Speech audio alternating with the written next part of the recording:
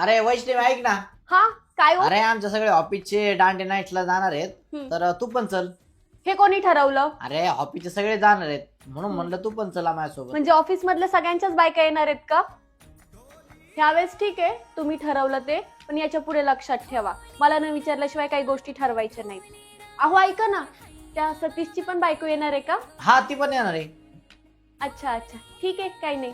Bye bye, मी आवरून ठेवला. अच्छा, त्या सतीशची पण बायको येणार आहे का? सगळ्यात भारी त्या दांडियामध्ये मीच दिसली पाहिजे. मागच्या वेळेस तर ती सतीशची बायको लई मकडत होती, आमच्याकडे असे आमच्याकडे तसे, मी ह्या सलून मध्ये जाते, मी हा शॅम्पू वापरते, मी असं करते, मी हा फेस वॉश वापरते, माझ्या नवऱ्याचा पगार एवढा आहे, आमचं घर असते, आमचं घर तसं आहे. त्यावेळेस मी तिची जिरवते, मी काय असतं काही नाही, मला बघूनच अशी झाली पाहिजे. बघतेच मी. ड्रेस तर आहे माझ्याकडे दांडियाचा, बाई बाकीचे सगळं आवरावं लागेल ना. चल बाई, मी लागते आवरायला. ड्रेस तर एकदम मस्त दिसतोय. दांडियापासून सगळ्यात जास्त हवा मिक्स करणार. ओ झाले, मी रेडी, चला निघायचं का? हिला भारी दिसू राहिली भाऊ. ऑफिसच्या पार्टीमध्ये सगळे तो इकडेच बघतील.